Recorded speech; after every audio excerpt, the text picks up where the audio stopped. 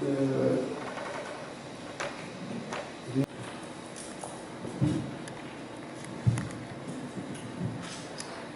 voilà, une journée d'information sur la problématique de double vente. Vous avez trouvé une solution à cette problématique. Parlez-nous brièvement de votre solution à la problématique de double vente au Togo. Merci, je tiens avant toute chose sincèrement vous dire merci. Regardez pas. Accepter, pour porter confiance à notre produit. Et d'abord, le produit Slancol, comme l'a dit tantôt le présentant, c'est un produit qui vient aider les administrateurs, aider les acteurs en foncier à trouver une solution naturelle, une solution à la base aux problèmes de double vente que nous avons dans le pays. Donc depuis 2010, la société Paxal s'est donné cette vocation de trouver, de fouiller pour voir quelles sont les origines de cette double vente au Togo. Et ça fait 5 ans que nous avons sorti le produit de Slancol pour pouvoir pallier à ce problème de double vente. Aujourd'hui, nous sommes confiants parce qu'un an d'expérience sur le terrain, nous avons vu ce que le Slancol peut apporter. Alors comment fonctionne Slancol? Comment ça fonctionne? Oui, Slancol, je vais dire tout simplement que c'est avec notre téléphone que nous pouvons consulter le terrain.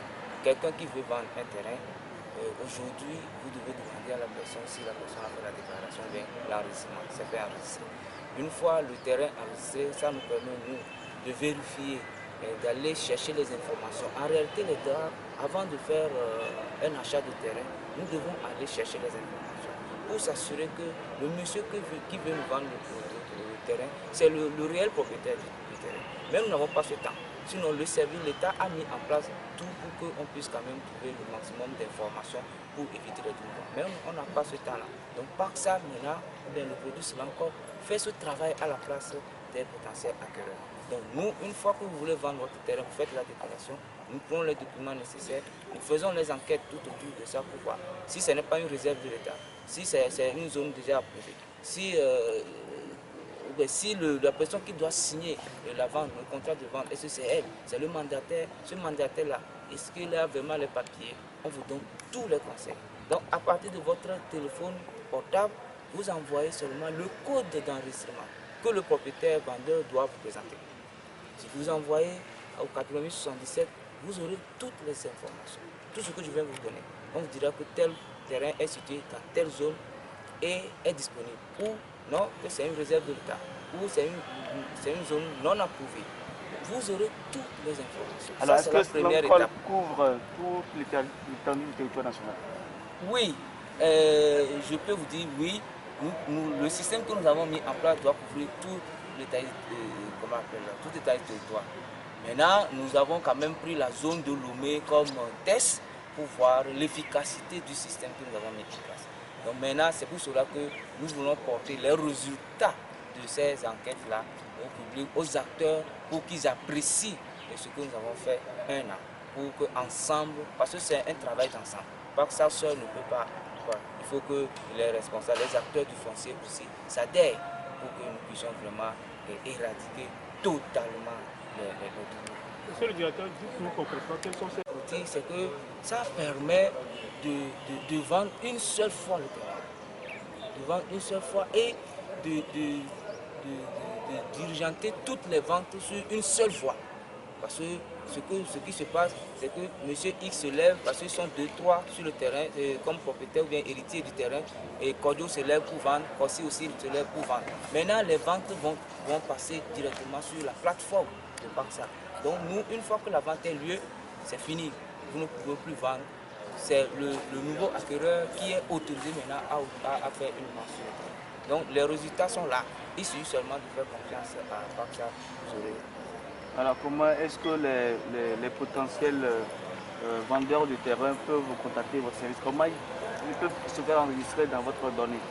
Bon, pour se faire enregistrer dans notre donnée, il suffit seulement d'arriver à la direction de Paxa qui est derrière la piscine Atlantique.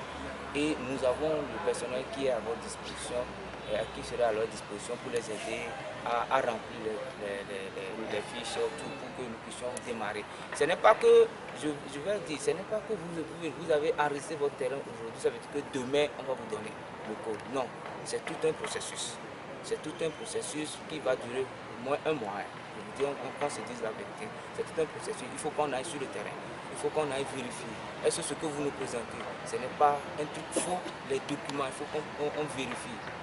Parce que peut-être vous êtes nombreux dans la famille. Bon, si c'est ça, il faut qu'on vérifie pour qu'on s'assure que c'est... Voilà, les mandataires, c'est vraiment lui qui vend. Et vous savez, le mandataire n'a pas le droit de vendre comme il veut. Il faut qu'on soit aussi d'accord. Le mandataire n'a pas le droit de vendre comme il veut.